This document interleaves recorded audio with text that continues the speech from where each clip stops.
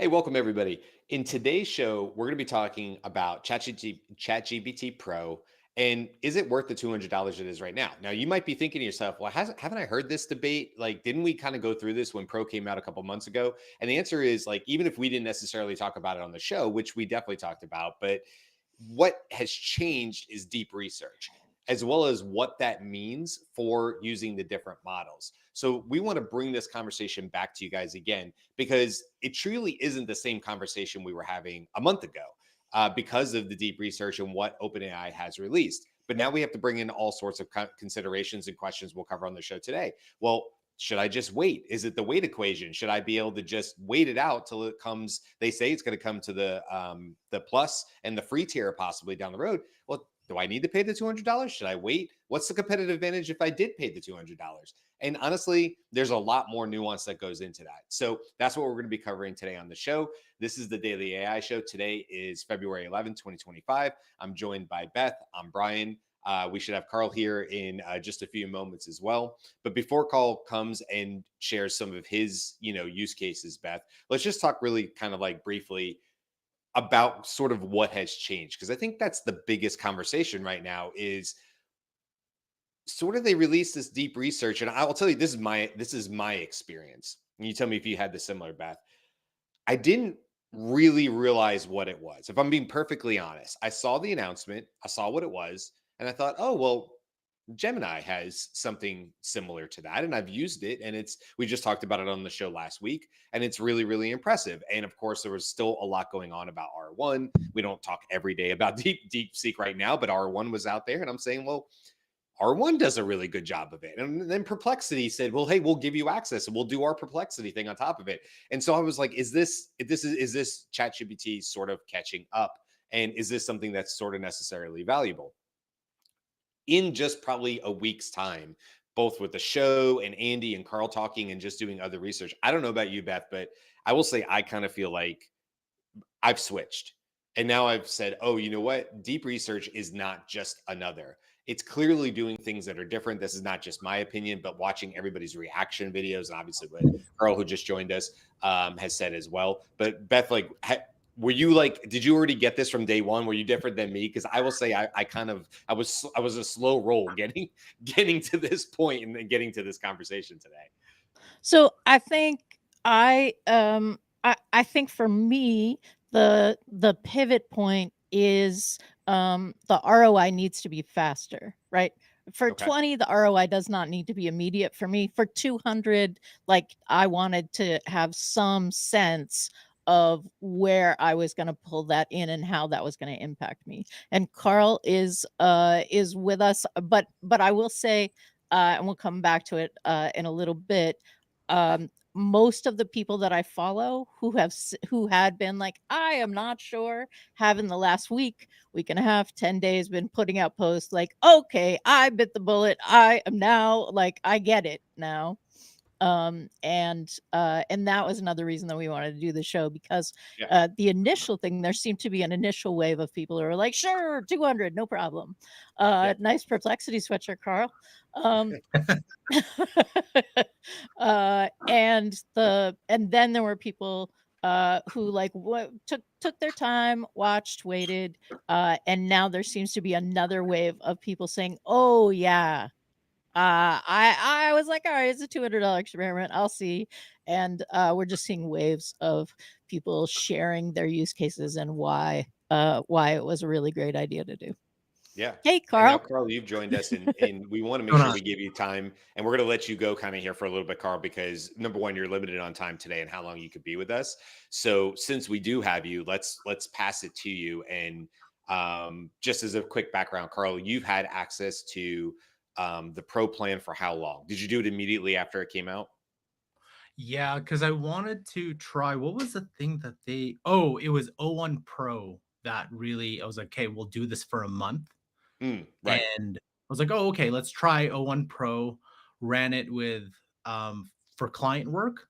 And I was like, oh, this is actually pretty good to do client work, more so to do the like the strategy piece, because it has a higher level of reasoning than anything. And but if it was just pro and if it just stayed at pro, I probably 60-40, 65-40 probably wouldn't have renewed because I was like, yeah, Pro's okay, but I think most of the stuff I could probably get away with O1. But then and Sora didn't move any needle for me. I'm like, oh great. Lots of Sora, but Sora's still it's okay. It's But I okay. don't Yeah. use it, right? But when they went with O3 Mini High, that was the one I was like, okay, that actually, because I used it a couple times, more and more and more. And really, that's become my default because you have that reasoning. It's generally quick and you have the search capability with it. Right. I barely use 4.0 if I want to just general things. It sometimes I need really quick answers, so I'll go back there. But the ability to keep switching. So why don't we just I'll just And share this screen. Yeah. let's just go through what do you have with with the GPT Pro? You have sorry, with the GPT yes, with the GPT Pro subscription. Yes. So with the Pro subscription, you have O1 Pro to start, and you have I can't remember how many, like I think it's near unlimited. I Right. believe it is. Yeah. For O1 Pro. Then you get Sora. I don't know if it's unlimited, but you get a lot.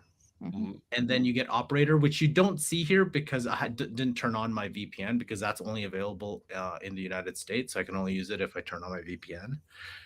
So you get Operator with it. You get O3 Mini High, O3 Mini, which I don't even use because of O3 Mini High. And um and yeah, that's the difference. And then you get Deep Research, which is the ultimate, like just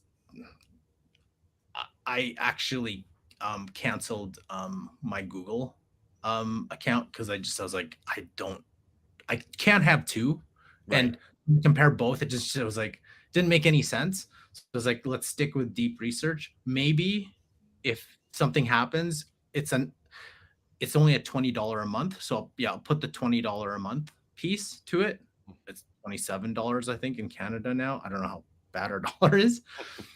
But so I think the most amazing thing that I've been using it for is O3 Mini High, but it's the deep research aspect and what's really neat about it. So if you go to GPT-4, you can you can use GPT-4o, Mhm.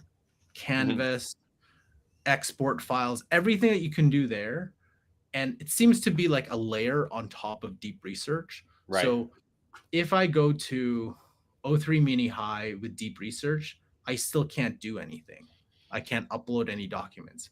But if you go to GPT-4o, I can upload anything. Anything that GPT-4o can upload, PDFs, Word docs, images, anything, and combine it with deep research, it works. And so that's where I'm like, why would you do that?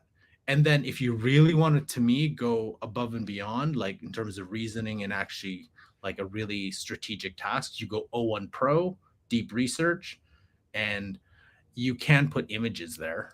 That's I think all you can do with O1 Pro. So it's the capabilities of whichever model you use plus the deep research aspect. I think that's an amazing tool that even like a LinkedIn profile, like a post yesterday said, oh, if there's one guy, I think he's a RevOps dude at Winter, and he was like, Mhm. oh, how I prepare for prospect meetings is I would do deep research and just, full analysis of the prospect and all that stuff. I'm like, cool, that's awesome. Like any SDR, BDR should have this. It should be like table stakes. Every single company should provide that.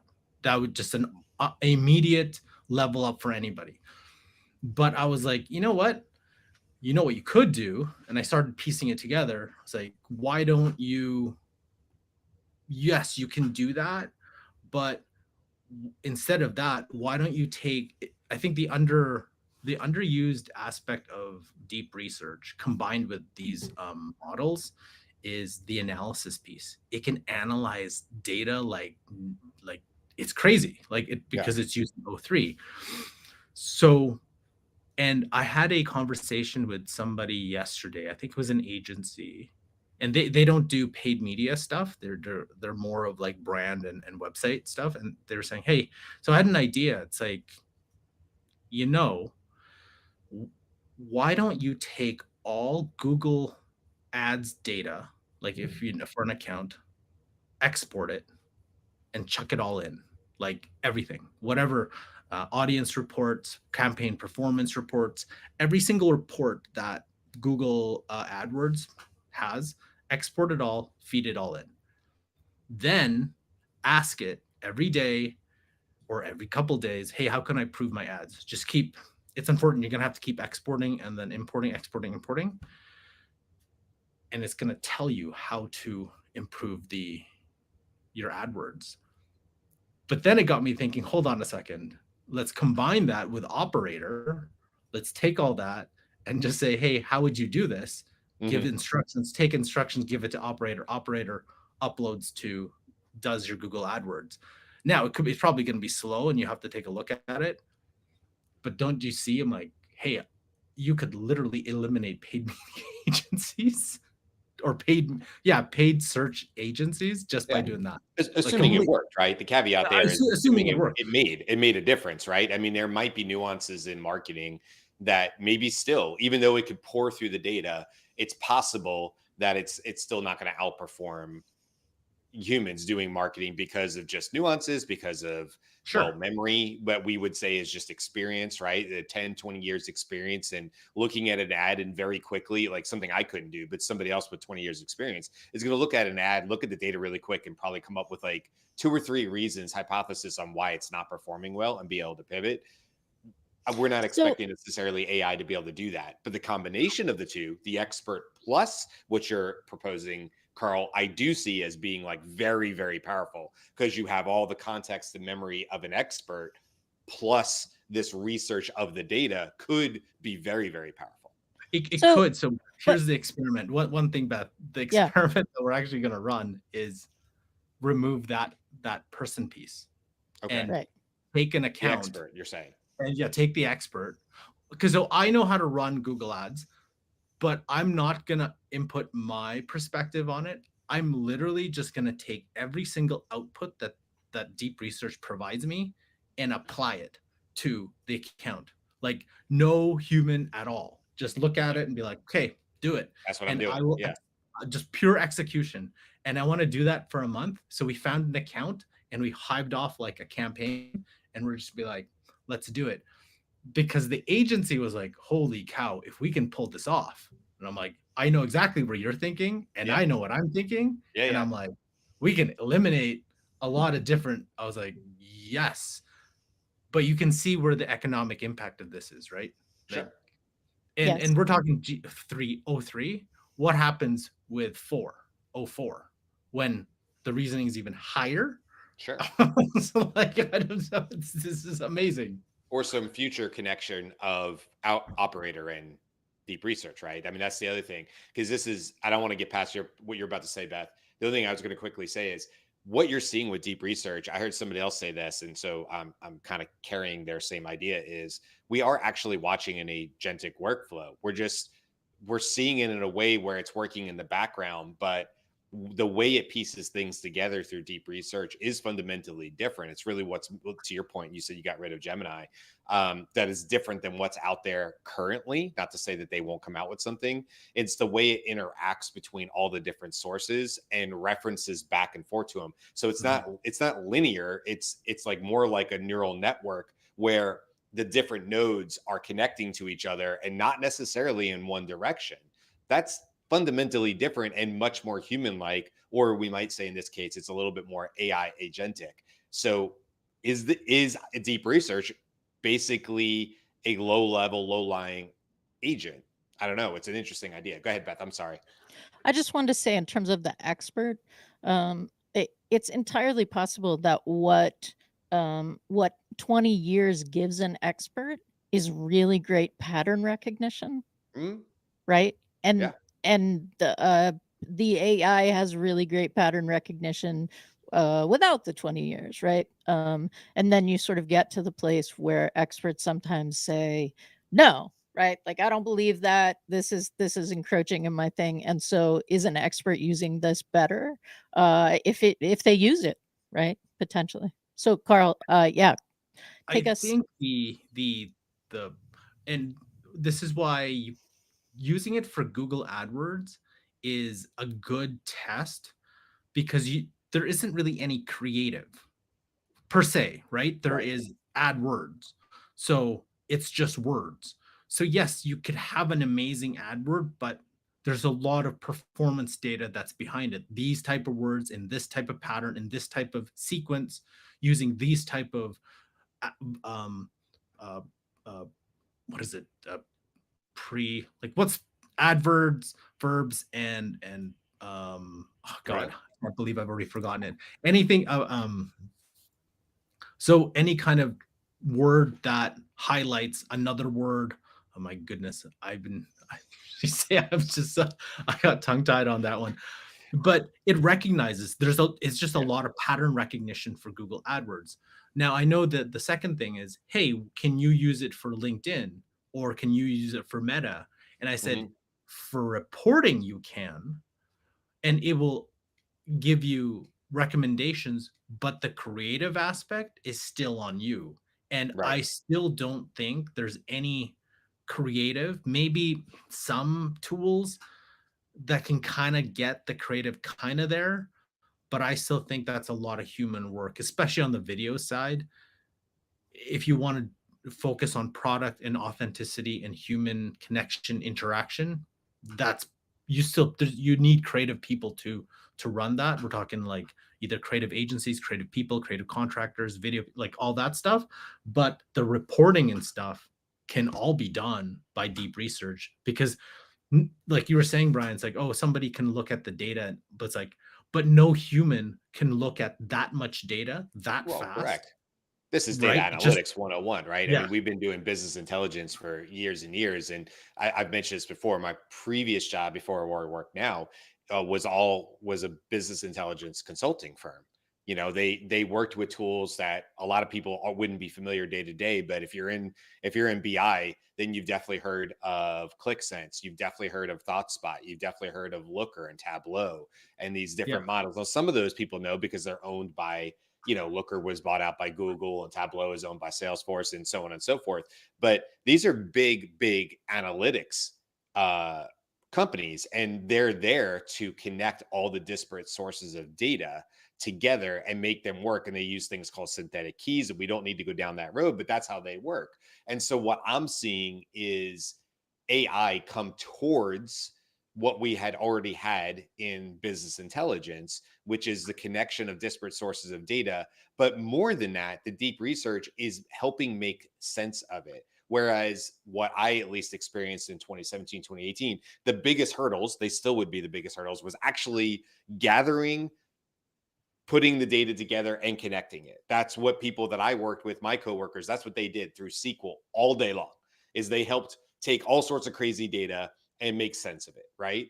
But it was still beholden to the human, even though they gave you great graphics, great visuals, great all that, it was still beholden to the human to make sense of the data, right? At yep. that point, like here it is. Here's a great, pretty picture of what's going on. What do you want to do about that? And in BI, we would have called that predictive or higher order prescriptive analytics, meaning that predictive, here's what I think is going to happen next. Prescriptive, which is the highest level that people would want to attain, is here's what you should do next. And that's where I see the intersection of deep research with this data, like you're talking about Google AdWords, which is prescriptive analytics. Not only can I tell you what's coming, so we don't have to look backwards anymore at the data, which is almost always what's happening with people with data, is what happened last month.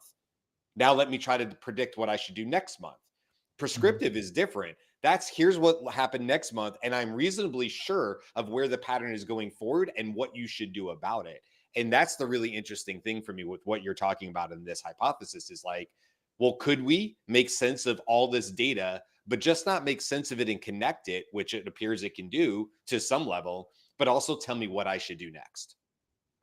Uh, and that led me to the next thing too, right? So it's like, okay, that's great for Google AdWords, but I'm going to log into Salesforce. I'm going to log into HubSpot. I'm going to log into Tableau, Power BI, whatever data you have, export it all, put it all into deep research.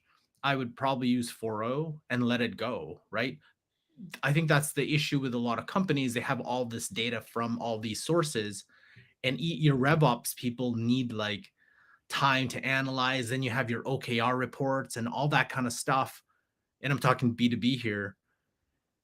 And you at the end, every quarter, every month, you have these reports, and you go up in front of executives, and you're like, you have an hypothesis, and you think, hey, in the next 2 quarters, this is what we're gonna do, and your CFO is like, oh, that's all bullshit because I saw, like we don't have enough bookings or revenue to support this thing or whatever it is, right? But I guarantee you, the CFO would probably trust. This is the funny thing. I think he would probably trust an AI over a marketer presenting numbers. I'd be like, who did those numbers? The marketer did. It's like, okay. But who did those numbers? Oh, OpenAI's AI deep research, and we fed it all the day. It's like, probably trust it, because also there's a little self-preservation, Of because course. it's like, well, the deep research thing can do your job. So what are you here for? And that's the funny thing, is that all this stuff that's going, I'm like, I can upload anything I want and literally take over my RevOps team because I can just keep asking it. Now it's a pain to keep uploading it, like Right. exporting, uploading, but that could be a job. That could just like, that's your job. Your job every day is to download and upload. That could be the monkey fingers. That's the AI all. operator, Yeah, right? And Talk it that's about right? that. Yeah. that's That it. is the monkey fingers that we talked about. Yeah. You are now working for your AI, and your AI is telling you how to use your monkey fingers to give it the I things just that it need you to needed. give me data. What? Listen, we're all going to be working for the AI operators and the AI agents in the future. Like, don't get it twisted. Like, a lot of what our jobs collectively, our jobs are going to be about keeping the agents running efficiently. Okay, Okay. That's how so we'll be. So That's we're how our performance will be graded. I think in the long run right. is it's no different than me using a calculator and saying, well, I don't fat finger it all the time, and I actually write the right numbers into the calculator. Like, hey, good job, Brian. We're kind of expecting you to use the calculator, the tool we gave you. We're expecting you to actually type in the numbers correctly. Way yes. to go. Like, that's how we're grading your thing. And so I look at this and I go, yeah, aren't we just going to be graded? Aren't our superiors, who is ever my boss, is going to be going, well, Brian, you're really, really efficient at using really, really efficient AI tools. And they're going to be like, keep going. You're doing great. Yeah. And over Yeah. time, some of those AI tools are going to coalesce and take me out of the loop. But there's Right. always going to be the next thing that I pop up and I have to keep going and moving.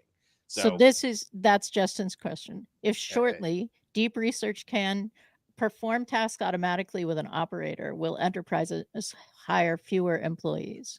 Will the tech industry cut jobs and keep only a few of the highest employees? I say no to that. That's my answer to that. But go ahead, Carl. Well, one thing first is when you were talking about the most ironic thing out of all this is, to keep my AI efficient, I'm the one who's going to have to take out the recycling. If Mm. you really go all around back, I have to Right. do Brought it it back to because, recycling. I'm impressed. yeah, because I have to take it out, not the AI, because I have to keep that efficient. So I become the monkey fingers, which is ridiculous. This whole thing goes round in circles. It's the stupidest thing I've ever thought of. So that's one.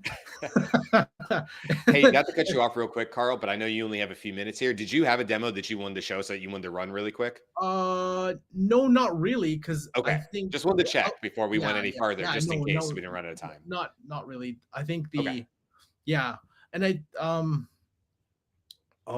I just completely lost my train of thought. I don't know what we were Recycling, monkey recycling, fingers, Carl having to do all the work, not the but AI, but robots not before, doing what he wants, any of that? well, I think the recycling thing caught me off. The question was, will enterprises hire Oh, fewer right. employees? Thanks, The Beth. I agree with you, Brian. I don't think the current companies, the large enterprises, will they may cut roles, but more of like they won't hire for roles. I think the big disruptor though are the companies that are starting now or growing, that never needed all those resources, that they can punch above their weight because they have 6 people who can run 20, 30 different operators at the same time, versus the company that may run 5 or 6, but they're still trying to get past all the bureaucratic layers of IT Right. approval and all that. They're in a much different space versus a smaller company be like, we can deploy operators. I don't care about privacy, security, all the things that IT has to think about. This Mhm. company's like, that's cool, but I only have 6 employees, so I don't need to think about all that stuff. And I can now compete with you because I have tons of different operators Yeah. and they're not stringent or locked down compared to yours. It's just, yeah, I don't need as much people and resources and overhead to compete. And what that to me is the biggest disruptor. I think it's the AI startup advantage, right? There's going to be companies who don't have levels of bureaucracy, red tape, or otherwise, and they're built from the ground up. Like when Gemini says that, they built multimodal from the ground up and it made a difference. We could see a difference, right? There's a big advantage to that. So startups who are already building or about to build or start hiring their first 5, 6 employees with the idea that they are going to capitalize on operator, agent, whatever you want to say, workflows, the whole thing, right? That's how they're structuring their business. Yes, that's different, but they're also, back to the question, they're not firing people. That's just the way they're building their company. Now, larger legacy companies, because of history, this is why I say my answer was no to this, because history has shown us time and time and time again that yes, jobs do go away. Switchboard operator for the telephone doesn't exist anymore. Knows no need for it. It got replaced by technology. There's 1,000 other examples of that. And just in my professional career, which started right after college around 2000, so I've been out in the workforce for 25 years currently, give or take, right? And just in my time, full new jobs have existed. I've worked jobs that did not exist at the beginning of my career, and of course others have gone away. So what, in that question of will jobs go away, well, it's yes, but also new jobs will arise, and there'll be pivots, and there'll be restructuring, and there'll be retraining, hopefully, for a lot of companies. So I can't say for sure that across the board that people won't lose their jobs. I think in some cases that's obviously a very real possibility. Their job will just simply go away. And if they're not in the right type of, position that can be retrained or pivoted slightly to work with AI, then yes, there's absolutely people who will just be eliminated and will have to find other work. But I think what's not in that question is how many jobs will be created that don't exist today, and we just don't have the ability to think fully through to list them out and go, oh, okay, these 15 are going away, but these 20 are coming. We know it. Well, we don't. We don't until there's a need that arises for it, like the AI operator, like the whatever of the future, right? I mean, what, 2 years ago we were talking about how everybody was going to be a prompt engineer. Did that happen? No, because the AI got faster, the AI got smarter, and there wasn't a necessarily need for somebody to just write great prompts all day long. That doesn't exist. But 2 years That ago, people were signaling like it was going to be the job of the future. Everybody had to be doing it, and that was just 2 years ago. okay, So, but the that just shifted the name of of the skill and whether it was a separate specific job as a skill. yeah. Because now the way that it's talked about is that you need to learn how to communicate with AI for reaching the objectives that you want. It's no longer really called prompt engineering in that context, but we're still talking about the same set of skills. But wouldn't we just call that AI literacy, Beth? Sure. That's not a role. That's a I that's a know, retraining. I wouldn't I don't think they're exact because AI literacy has I think everybody needs more AI literacy, Sure. whether you're using AI or not, because now you know what AI is capable of, and, we've sort of upped our game in terms of understanding what is possible. I mean, yeah, I'm not gonna go there, but there are it seems like there's a big gap of what, people in the bubble know what's possible and the massive gap of not, understanding what's possible. And, yeah, Gwen is saying, "Are you a click engineer?" Gareth Gareth, I'm a click engineer. Yeah. Yeah. Well, So there's some I think there's AI some literacy is truth to that. a broader topic than Do you remember the job? Like, remember, like a couple years ago, everyone's like, the prompt engineers making, what was it, like $350,000 a year? There was a job posting or something, and I was Yeah. like, what? And it just didn't make any sense at the time. It's like, who is gonna, like, it's like, why would you pay this person when the AI is gonna essentially? It was like, it's gonna get better, and so the prompts don't need to be. You don't need to have that, and it's like that didn't. It just didn't make any sense. But everyone's made kind of a big deal about it. I remember that it was kind yeah. of like So 350. does this also play into Jevons paradox? Is that Jevons paradox where some jobs will go away, but more use of AI will mean other jobs are being made, but are those the same jobs?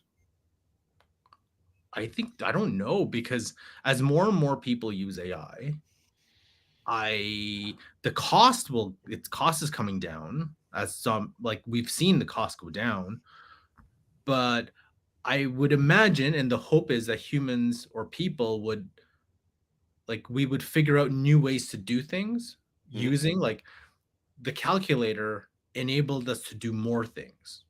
So the idea is AI and AGI will enable us to do bigger things than what we're currently doing now, but we don't know until we all get it and all are using it kind of equally, Yeah. right?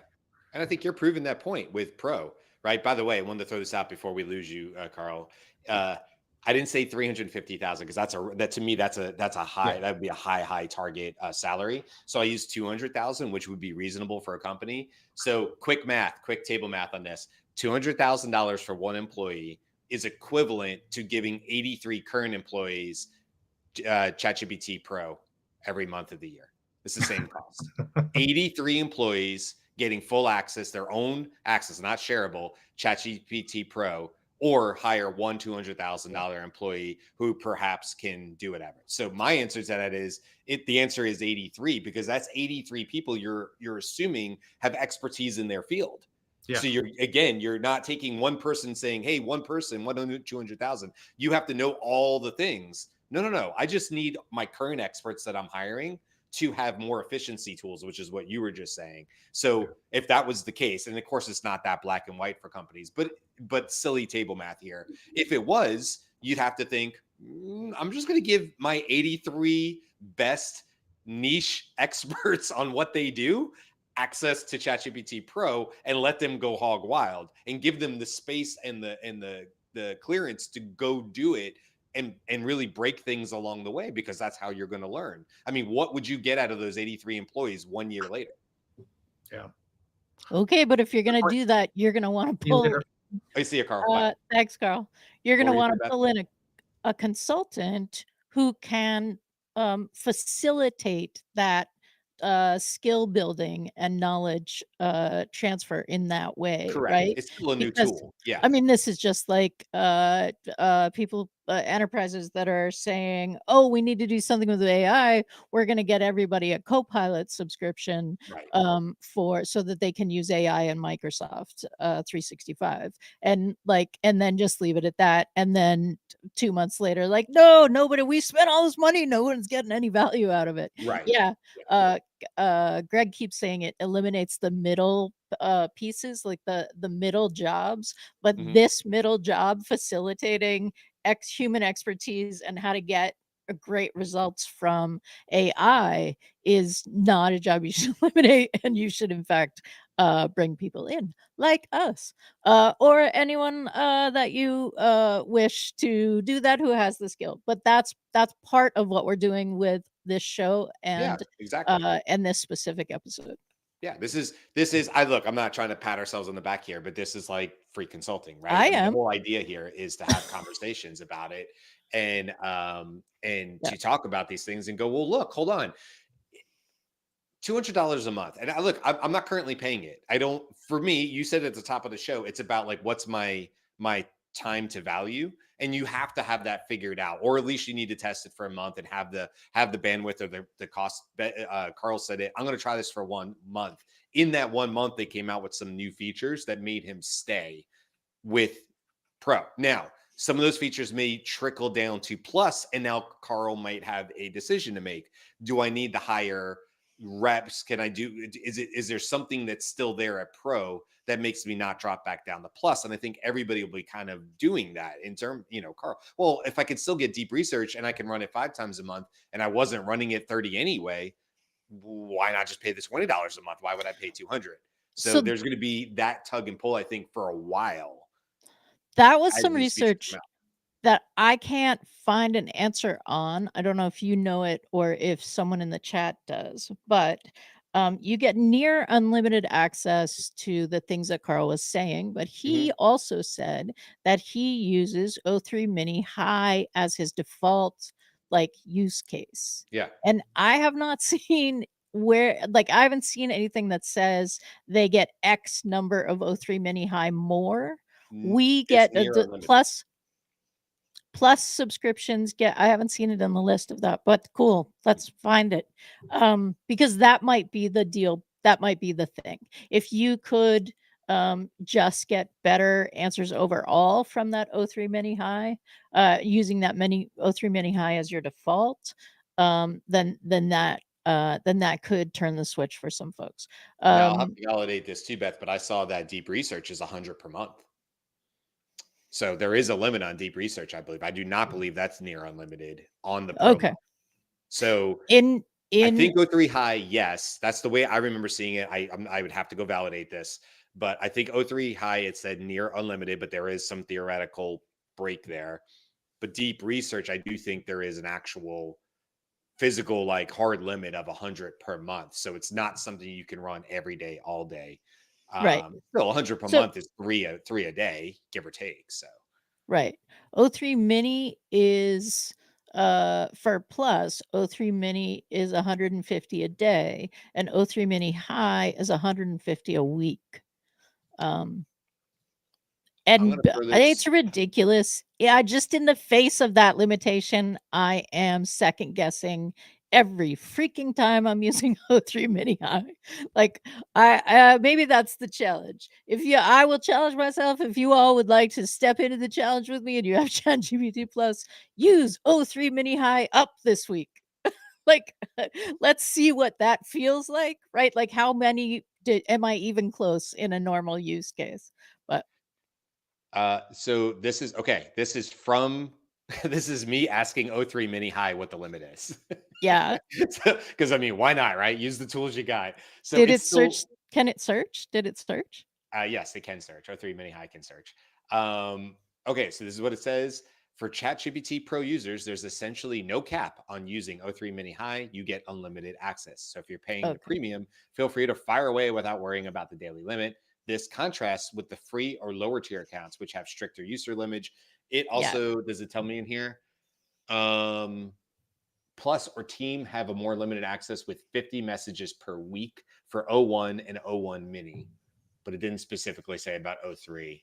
But anyway, it answered the question. If we're to assume that it did the search correctly and it's giving me OpenAI and beebom.com. That's legit. BEEBOM.com is one of the cited sources, but at least the other source is OpenAI.com because I'm not knocking Beebom, but I've never heard of them. And this is a definite trust but verify situation where I'd want to know what Beebom got their information from. So your information must come from 3 actual sources, but maybe none of them need to be very good or there's being in a meeting with your executive and they're like, that all sounds great, Brian. Just go ahead and tell me where, can you tell me where you cited those sources? And you'd be like, it was Beebom, sir. I went to beebom.com.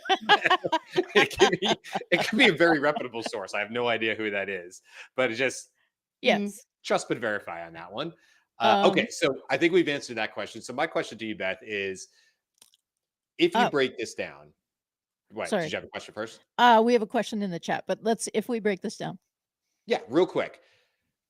a deep research, it's able to do, let's just give some examples. This is directly from the openai.com site. You can do stuff for business, needle in a haystack. That's the one where they kind of demoed it, where they're like, there's this TV show that I forgot a while ago. It has this person, there's two people playing poker, right? They do that demo and it comes back and like does a really good deep research. Are you going to pay $200 a month because you forgot a TV show? Probably not.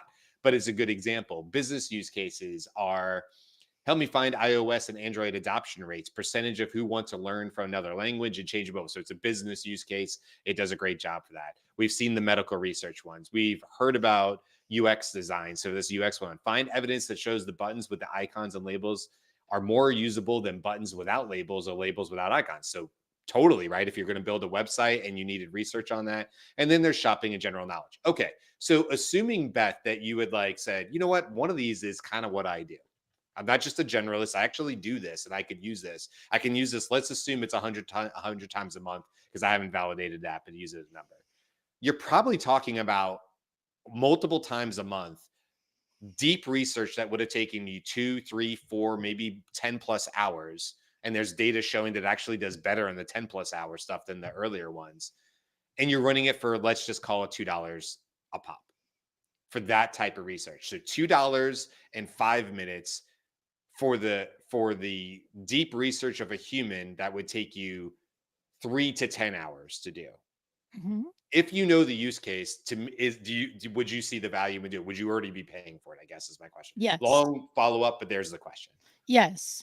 And for me, the other piece of that is that in the deep research that is being done and handed back to me, it's already in written, organized form. Right. So Fair. just doing the research, like, might have taken me 10 hours to do the research. I then need to write a first draft, Sure. right? And that, for me, that distillation of the ideas into the writing is also a really big time thing for me. I don't write quickly. I write well, but I don't write quickly. And so that would absolutely do that as well. I have to say that I am currently looking at the budget and trying to figure out where I can squeeze out the extra so that I can say that 200 is worth it for me.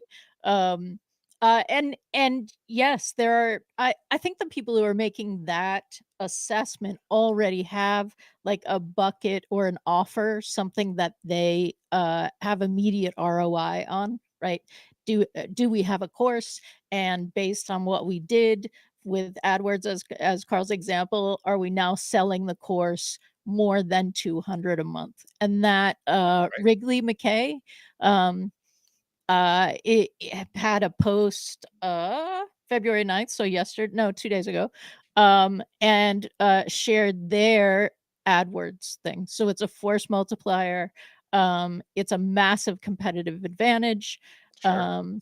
And they sell a course, right? So that's part of what's happening. But I'm just Yeah. seeing that over and over again in terms of people. Rob Lennon bit the bullet now. And the other thing that's being said among those people is, hey, just to let you know, this is addictive. Like, you're not gonna want to go. You do, like, once you go pro, you don't go back, I guess. I don't know. Because it's so convenient. So the question that Gareth was asking, Justin was asking, is deep research different per model? Good question. For when Carl was showing it, like, is deep research different for 4.0 than it is for O1 Pro or O3 Mini? I'm assuming that's the question. Yep. Well, I mean, it's got to be, right, because the abilities of those models differ pretty greatly. So I think it would have to be based on the power of the model. 4.0 is meant to be fast. So what's coming into the deep research would be at a different level. I'm not going to say quality, but just a different level than what O1 Pro should be coming in at, because it's O1 Pro is not meant to be fast. It's meant to spend more time on the thinking side of it, then Right. layered on, like Carl was saying, with deep research. So I don't know that his deep research is different. I think deep research is a layer, like Carl kind of said it, that sits on top of the model And so it's whatever's coming out of the model is then definitely going to affect the deep research. But is the deep research different? It's a good question, Eh, Gareth. And I guess I would say deep research is deep research. It's the model it's working with that's going to ultimately make the biggest difference, right, right. right? C Did I confuse I that? agree, because I think it is the function. I realize function means something in terms of code and calling Mhm. functions. That's not what I'm saying. Uh, um, Not code function. but it is, yeah, it is a lens through which yeah, it sits on top of the model. You're right. It sits on top of the query. Yeah. So if you have something that needs uploaded files, or you want to do audio input in order to get the idea out that you want researched, then you could use deep research on top of 4.0, because 4.0 accepts all of those files, accepts all of those inputs. But Hmm. then once that research is done, you can switch model in that conversation and go to O1 Pro and ask your deep planning, whatever, and then switch again to O3 Mini High and have it write in whatever the end result to your desired end result, right? So I love that. that is And you that's kind of nailed it, right? Like Beth, if we had the 83 people, going back to our analogy earlier of 83 people having pro, you were like, hey, those 83 people need to be trained how to do it. I think you just nailed what the best use case of that AI literacy is if there was a consultant or just whoever's going in and doing the training, and they said, not only are we going to show you how to do deep research, we're going to show you when you should be switching back and forth between each model to get the absolute most efficient answer, both for the company, because you don't want to blow through a stack of deep research tokens if O3 Mini High can answer it just as well. But that's knowledge. You have to know which models do what for you.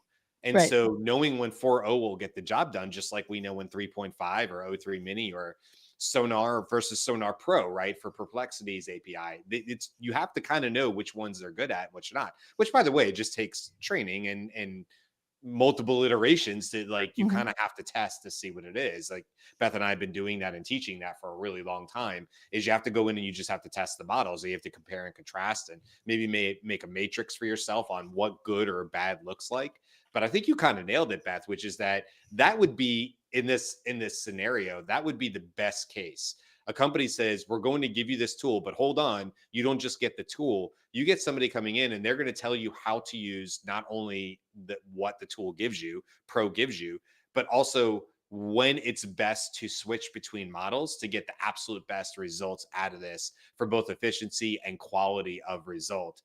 That's a very, very powerful. Imagine 83 people in a company who all have their own expertise. Maybe one's in marketing, one's in sales, but then break down sales and say one's an SDR, one's an AD, and one is the manager, right? So you go into all these little areas, and if all these 83 people, let's say, had somewhere between 2 and 5 years experience in their job, and then you teach them how to best use a tool like this, Mhm.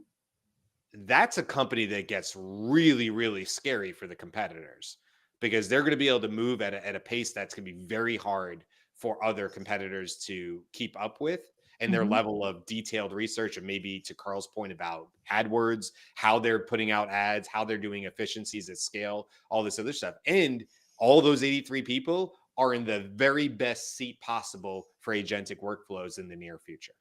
Right.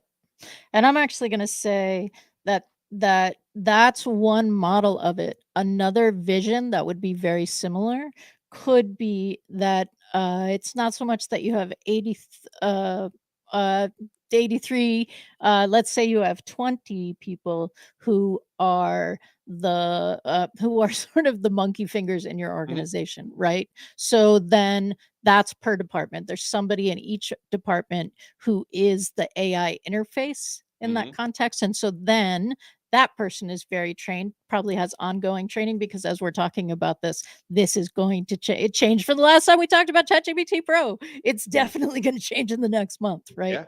Yeah. So that person is paying much more attention to what's happening. Um, and and that I think an ongoing relationship with your AI consultant professional, I think, is necessary just because of the pace of what's happening.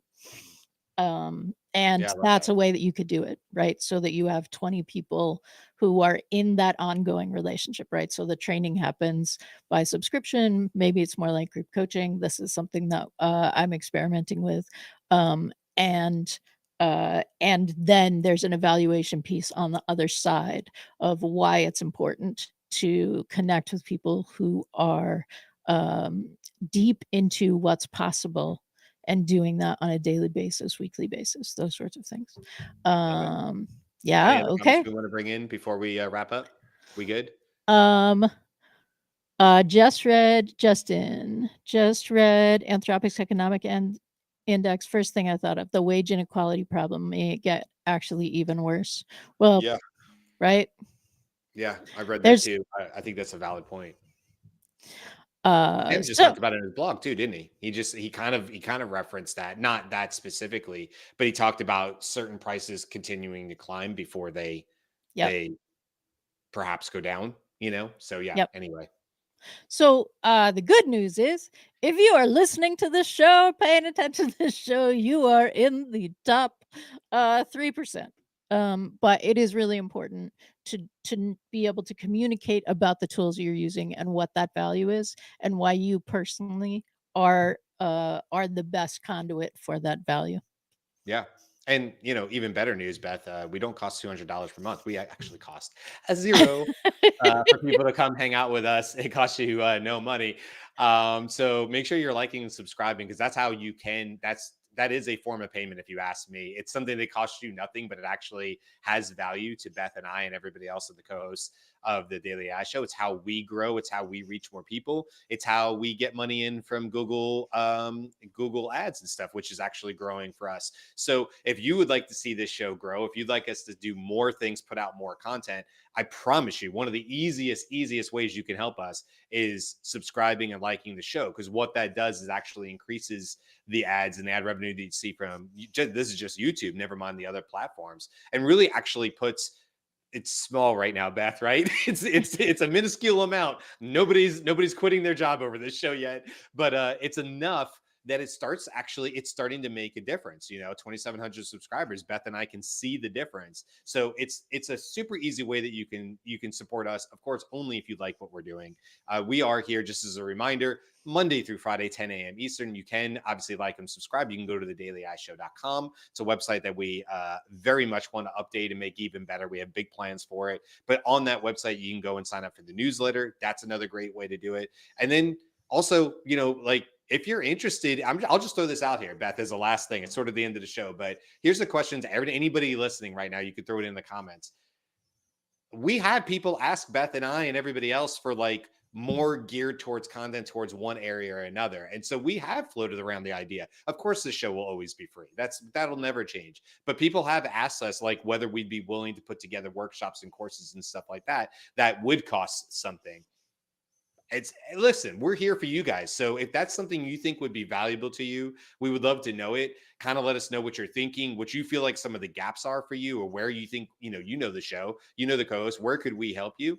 Hey, throw that in the chat and let us know, because we're always open to new ideas. And I would say, right, Beth, lately, we seem to have a lot more of these requests sort of coming in through emails and through the show and stuff, and people asking us, hey, would you be interested in doing workshops? Are you ever going to do a course and these things? So, just curious to you guys. 1 billion subscribers by 2026. That's the goal, Jude. I would also take 200,000. I'm not greedy. Okay, we're gonna wrap it up. Thanks for everybody hanging out in the comments. We appreciate it. We saw Andy earlier, by the way. Andy was in the comments. If you happen to catch him, he's traveling a bit, but he was checking in and hanging out virtually in the comments. So it's cool to see Andy. Andy, hope you're doing well. Thanks to Carl, who's not here anymore, but he was able to show us a little bit more of Pro, which is nice because Beth and I don't currently have it. But who knows? After today, maybe some of you guys will bite the bullet for a month and decide whether it makes sense for you. And it is month to month, by the way. I saw that question in the comments. So no, you're not tied into it's not like Copilot where you're going to try to get, looped into a 1-year agreement. you know, if you have the budget and $200, I would say come up with some really, really good use cases and be really, really specific about what you're testing so you know whether it's worth the value to you. But if you have the disposable income to test it for $200, absolutely. I would totally do that. And by the end of the month, know whether it's going to make a difference for you or not. Okay, that's it. Thanks, everybody. Appreciate you. Thank you, Beth. And we will see you guys tomorrow for all the latest AI news, of which, once again, there's quite a few things in there. So come back tomorrow and hang out with us again. Bye. Bye.